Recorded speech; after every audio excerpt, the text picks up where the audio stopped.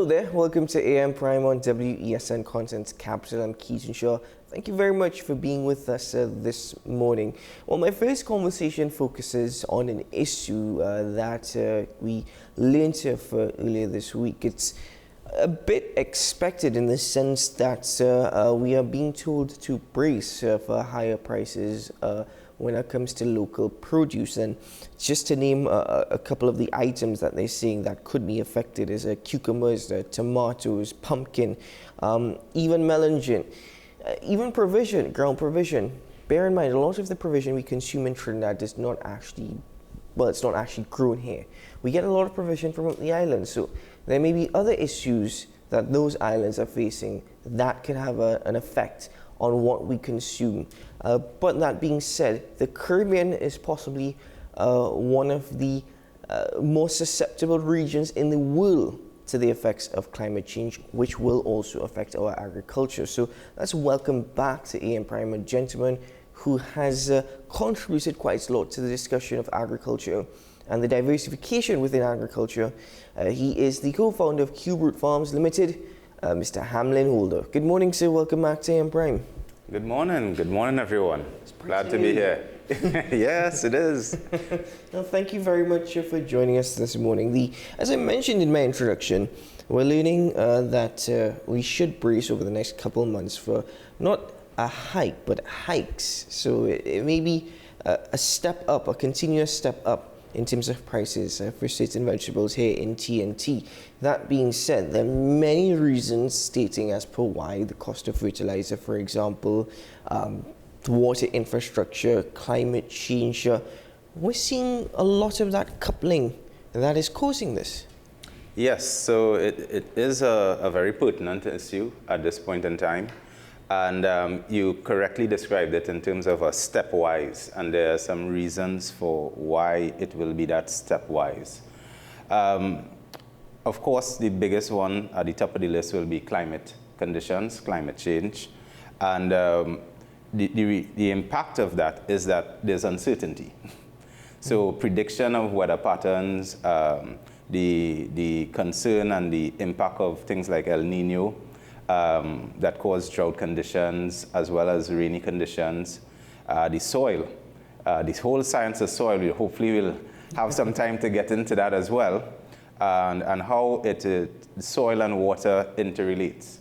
The other issue is that, you know, it will require a lot of planning because you will see that stepwise impact due to the harvest period and the ability to sustain water and the problems around sustaining water. Mm-hmm. So it's how well our farmers could adapt to the change that will be coming. And it's very hard if you just go based on history to just say, hey, I'm looking at, for certain crops, a 6-month crop cycle. Mm-hmm. Some crops may give you that 6 months, but then it may not last the second time around because the conditions are totally different.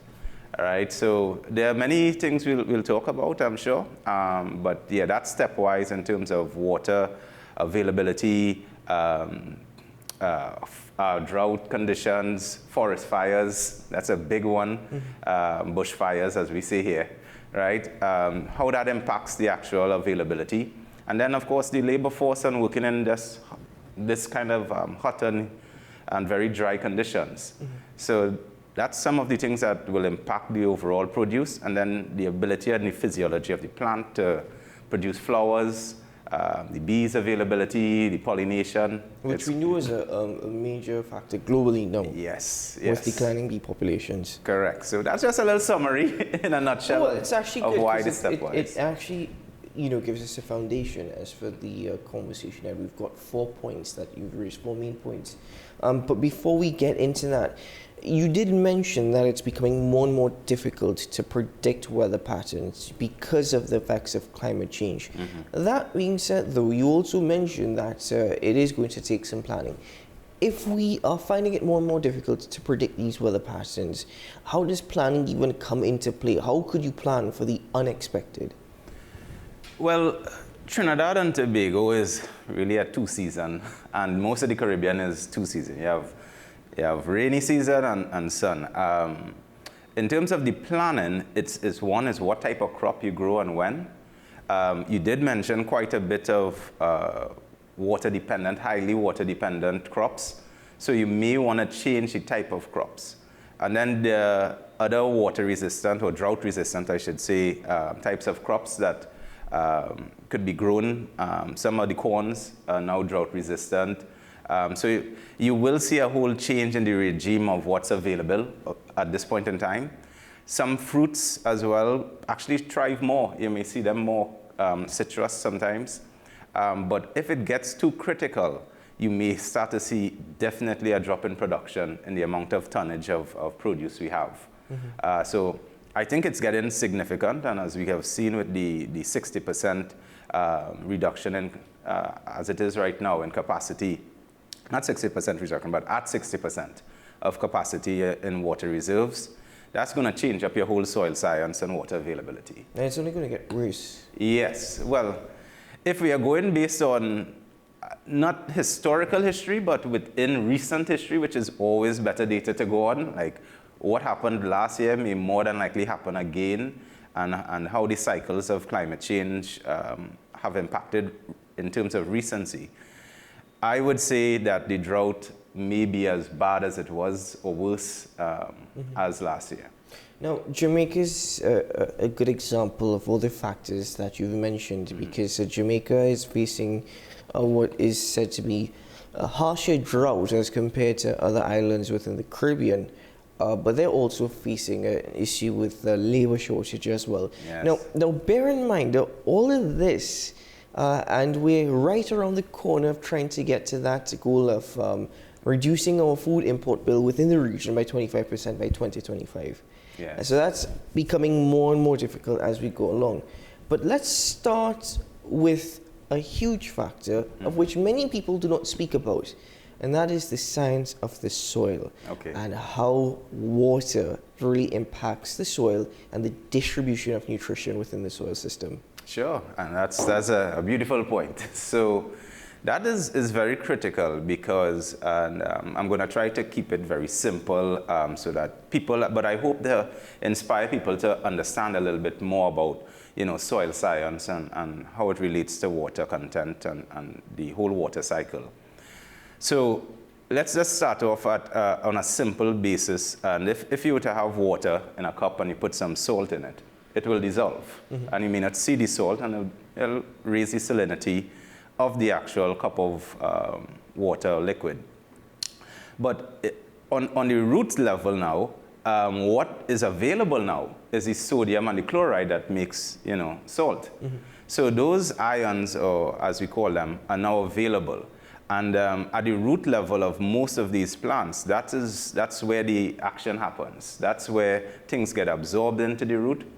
And if you don't have water, they can't absorb salt directly. In fact, it'll probably kill the plant, right? In high concentrations as well, it will also affect the physiology of the plant and may also kill the plant. So having the right amount of water is essential, not just for the absorption of nutrients, but the whole biological ecosystem that exists around the root in terms of fungus and bacteria and all the other microbiology. To have that water, they need water as well. And they also absorb the nutrients and release it to the plant. So it's important that the water is there, and I can't see much going on without water at that root system. But there are things that we can do. I think it starts with education and how to be able to secure that water base. There's even a science, just for the interest of the general public, rhizophagy, and that is about the reabsorption of nutrients from the roots of the plant. So the plant actually eats its own root, right? So and it's new, and people are looking into the science of it. They are looking at how even adding salt to the water may actually help with the retaining of nutrients. As you know, an aloe plant, for example, will retain its nutrients and actually give more medicinal properties during the drought than it might. So that balance, I think there's a lot of interest, and working with the University of the West Indies, I work there. I hope it's something that we could get some feedback and discussions on. What can you do in the drought? But the key for me, I think one of the biggest things is to get that biological action to trap the moisture, subsoil, and then of course you have other alternatives like the hydroponic mediums where you could, secure that, but you still have to deal with the ambient environment. Mm-hmm. Now, I'm glad that you've mentioned the science behind plants even consuming their own roots. But that brings me to the question where you said you can't see a lot happening without water. Correct. Understood. Water is the source of all life. However, the thing is, evolution also plays a role in every factor. That being said, as the world gets warmer and warmer, are we seeing plants adapting more and more? I mentioned this morning some plants and produce that are highly dependent on water. Yeah. But are we seeing these plants and the physiology of these plants adapting more and more, evolving? So it's kind of two. There are many aspects to that. One is the type of plant and the impacts that we're going to see. And I'm going to talk in about 3 or 4 different areas. And of course, we're going to talk about, modified plants. So definitely getting the seeds for these types of resistant plant will require some degree of hybrid modification or genetic modification. So then it boils down to what type of food are we going to consume. The plant itself will readjust, but most of the crops that we have are not going to evolve and change naturally to adapt, right? They will be modified by man, by humans, right, in an effort to supply the demand that is out there for so many seeds, so many crops. The other thing is that the type of plant, dependent on their water needs, we will change our diet. We just wouldn't have certain plants available, and things will be in shortage. And as a result, we'll start to increase in prices. You say that, and the first thing that comes to mind about changing diet is the infamous avocado. Yes. Which has been deemed a superfood now. Yes. And they say that avocado is one of the more unfriendly produce when it comes to the planet, for many different reasons, of course. But that being said, we here in Trinidad, we have an avocado season every year where the plants bear. Correct. But then it seems as though we can't get enough of it. We are still consuming an imported product. Even though it's within the region, it's still imported. Yeah. So again, this is where we come back to the planning standpoint of things. There's no real coordination amongst farming populations to say, okay, well, let's look at the total coming in. And I know there are still strides with NAMDEVCO and so on, but to get that horizon of stability across the year annually of supply is not going to happen anytime soon, from my humble perspective. So we will have to sustain that with imports. What are we importing? That's the question we need to ask, right? What practices they use? Where does it come from? What sort of modifications would have been done to the actual avocado? Hopefully it was done naturally through some hybrid growing and stuff like that, but we don't know. And the other thing is, they may also have issues on their continent or region in terms of being able to grow. So the general climate change is a systemic problem. It's not a specialized, localized thing. It's going to impact the whole world. So now you have to pay more. So at the end of the day, it's going to bite us twice over, because we now have to import and probably pay a little bit more for the importation as well. Part of this problem, as you said, in terms of planning overall is, well, you mentioned it earlier, is labor. Yes. You have to figure out whether or not your labor supply meets your labor demands. Currently here in TNT, is that the case, where we're seeing the supply of labor is equal to the demand of labor?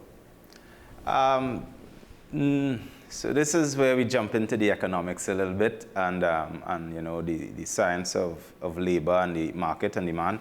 So as it is right now, the methods of farming, which is traditional agriculture, there's an aging population, and the knowledge is not really being transferred. And I know the government is doing their very best to make sure that we have a next team of farmers coming up through the generations.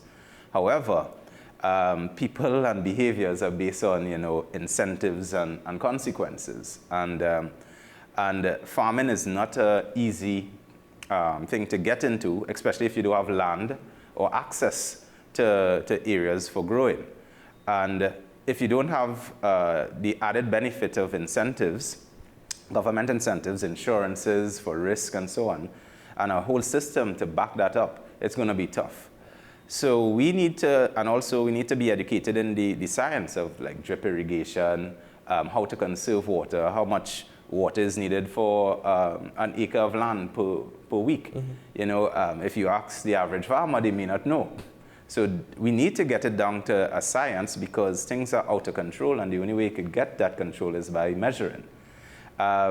So in terms of the labor force, there's an interest, there's passion. I see it. And every generation comes with their own verve, but we see, I am seeing personally a cycle of farmers getting into it and doing very aggressive growing for the first 2-3 years, and then they kind of get dismayed in terms of the production that they are able to achieve, mm-hmm.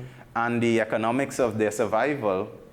And this is where they start to diversify and have other occupations and don't do farming full time.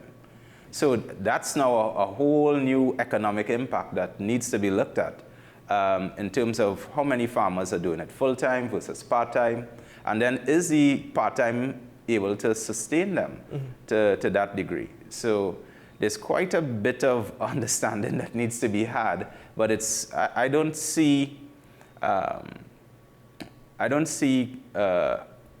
deficit of manpower. It's just the people who want it, having the will to do it. That's where the challenge will be. And if the economics don't match, why am I choosing farming versus driving a taxi versus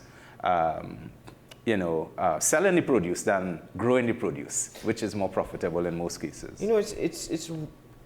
It's rather intriguing in the aspect that you're right, you cannot pass on knowledge. Now, one of the more important factors that you cannot pass on is patience. Yeah. Some of the older generations of farmers may have a lot more patience when compared to the new generation of farmers that are coming up. That being said, though, not passing on all the knowledge that has been acquired over the years, could that be also seen as a positive thing, from the aspect that a lot of the older generations of farmers don't necessarily want to adapt or adopt new technologies, for example?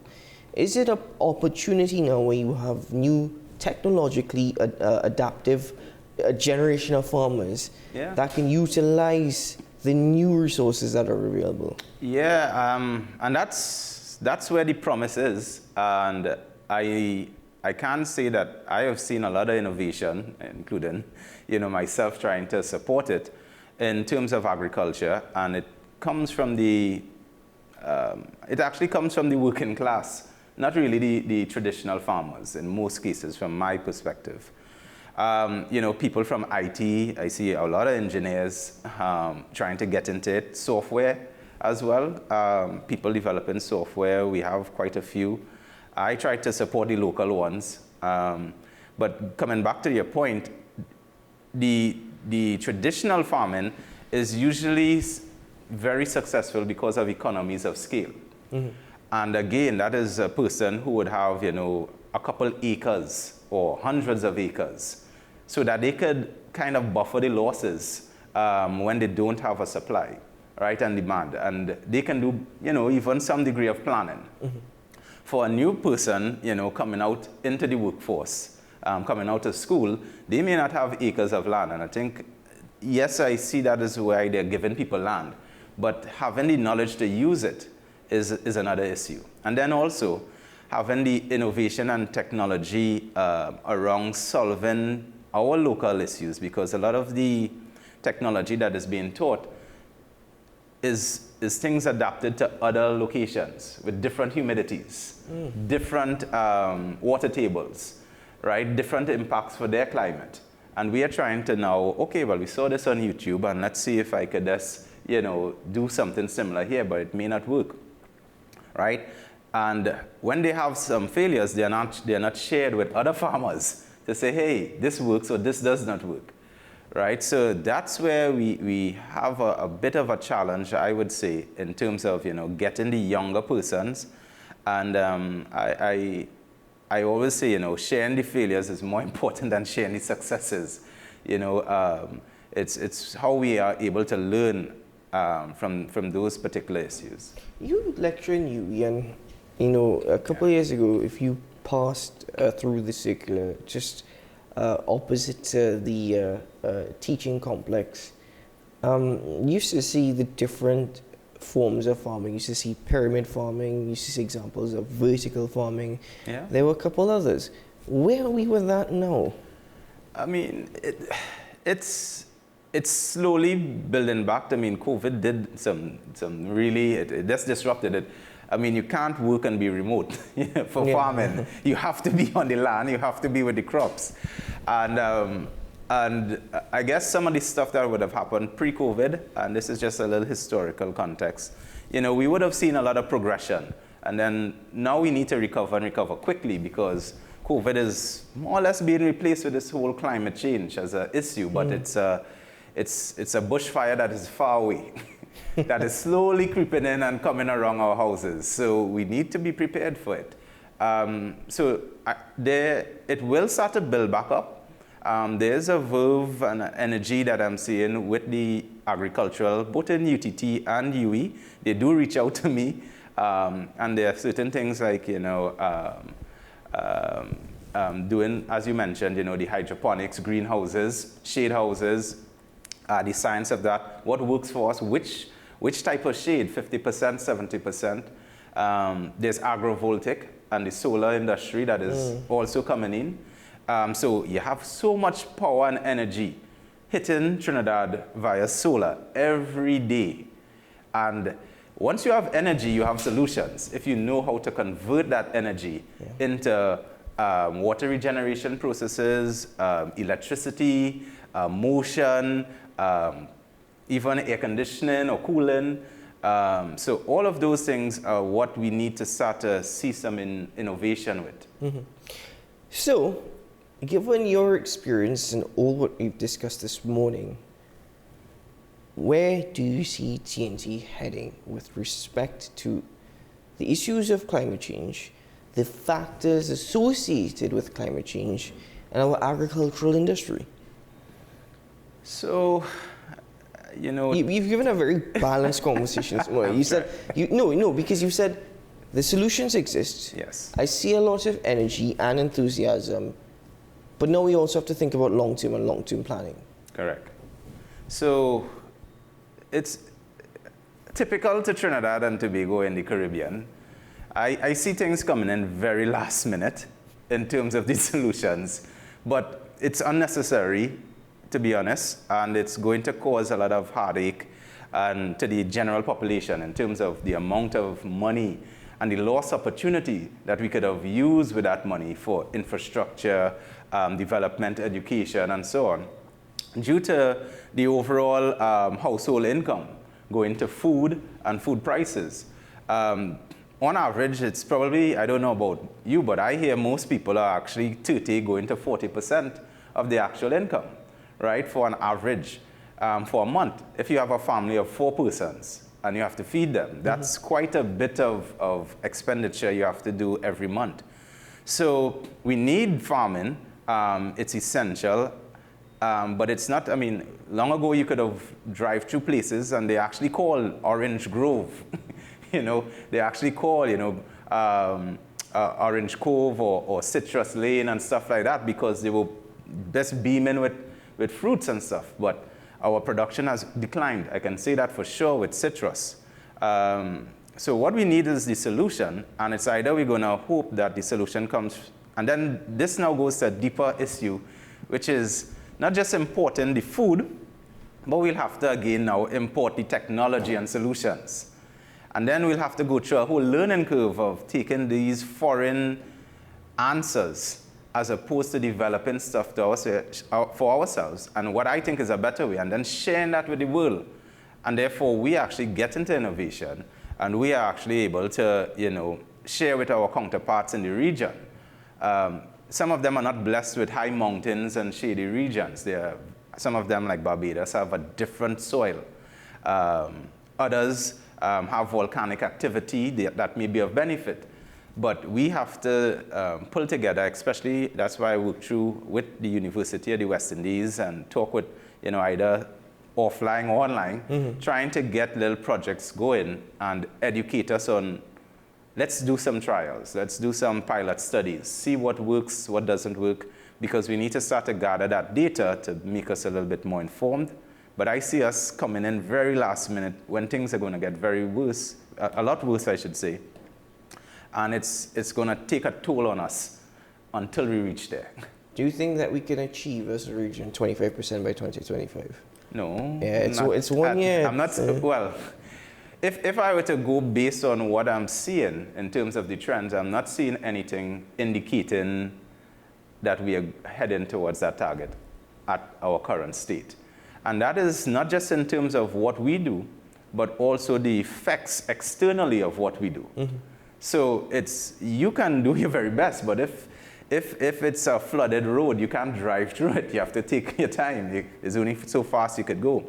So you need the better heads and the technologists, the technocrats, the politicians, everybody kind of looking at the wider picture of what we want for Trinidad and Tobago. Oil and gas is becoming more and more challenging, and the economic drivers of a farmer of the past who would have said, hey, maybe I could farm, hey, I see an opportunity to work, so let me go and work in the oil fields, because a lot of the persons in oil and gas are actually farmers, right? They would have come from the Caroni workers that would have changed their trade, changed their knowledge. However, they have shrunk to a significant portion the agricultural side of their activities, and now focusing heavily on other manufacturing. And then they're raising the future generations to be doctors and engineers and bankers and finance persons, because that's where the money is coming in with guarantees of low risk. So now what we have to do is lower the risk for agriculture and incentivize it, and that's going to take a lot of work. A lot of work indeed. Well, Mr. Holder, once more, you have delivered. Thank you very much for your time this morning. No problem. For sharing your thoughts and experience with us. Yes. And as I said, a very balanced conversation. Yes. So I look forward to the next one indeed. I said that last time, as I said, you delivered, so let's see what's next on the agenda. Thank you very much, Mr. Holder. Thank you very much. Always a pleasure. All right. Ladies and gentlemen, we take a break here on AM Prime, and we return shortly with some more conversations. We'll be right back.